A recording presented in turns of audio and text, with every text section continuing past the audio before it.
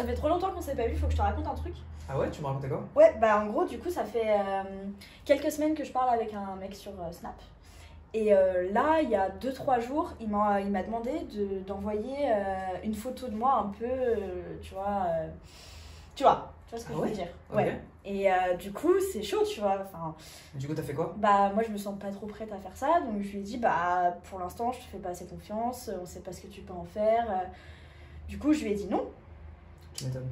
Et là, donc il me renvoie un message, il me dit, bah écoute, si tu veux pas, bah on coupe les ponts et du coup, on se parle plus, tu vois.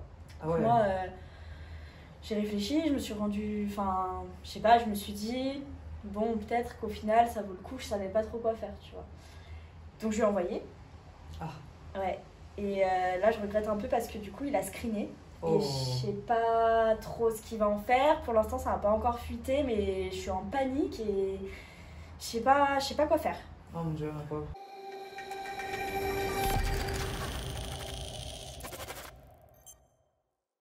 « 76% des 11-14 ans utilisent Snapchat quotidiennement. Et 73% des 15-18 ans utilisent Snapchat quotidiennement.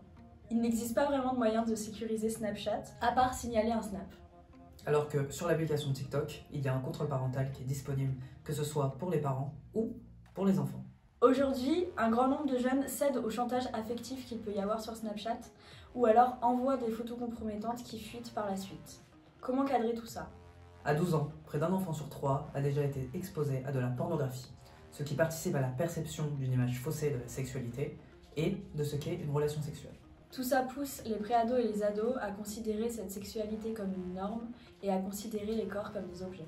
D'où les différentes dérives, fuite de nudes, être filmé à leur insu, harcèlement sexuel ou encore moral, l'hypersexualisation ou même l'alimentation de la culture du viol. On vous propose donc de découvrir avec nous comment il est possible de prévenir tout ça. Mais déjà, Benoît, c'est quoi la culture du viol ? La culture du viol est un concept sociologique utilisé pour qualifier un ensemble d'aptitudes et de comportements partagés au sein d'une société qui minimise et normalise, voire encourage le viol. Ah, par exemple, quand on dit « elle s'est fait violer parce qu'elle portait une jupe », ça encourage la culture du viol. C'est exactement ça. Pour éviter ces dérives et ouvrir le dialogue, il faut parler de ces sujets sur Internet, à l'école et surtout avec les parents. L'éducation a un rôle primordial dans ce genre de choses. Il ne faut pas émettre de jugement si par exemple l'enfant envoie des nudes. Il faut à la place instaurer une relation de confiance.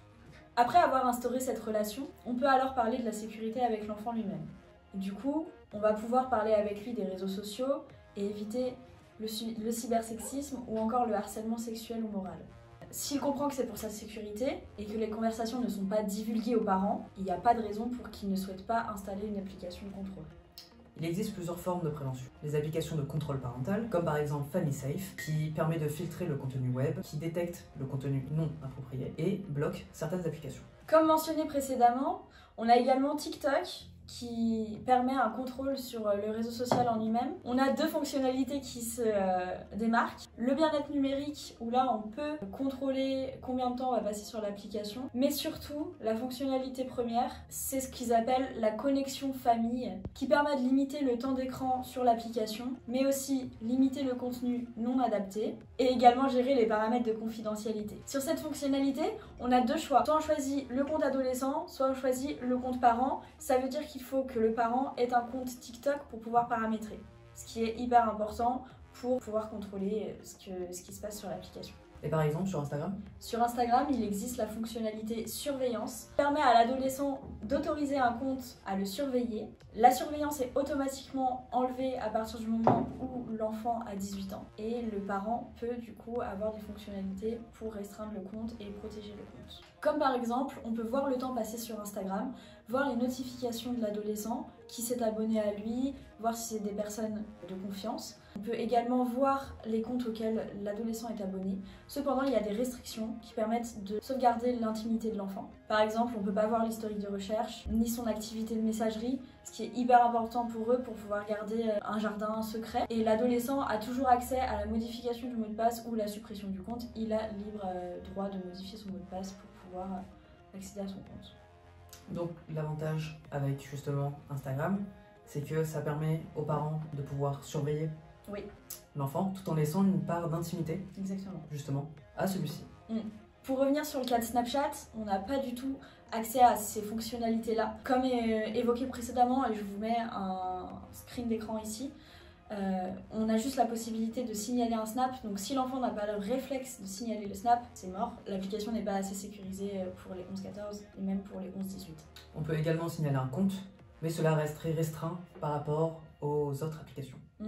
Enfin, le moyen le plus simple de prévenir tous ces risques, c'est d'ouvrir le dialogue et de communiquer entre enfants et parents. Si la relation de confiance est instaurée, il y aura beaucoup moins de mal à parler des problèmes qui se passent sur les réseaux sociaux et à trouver des solutions. Malgré ces préventions, des limites persistent.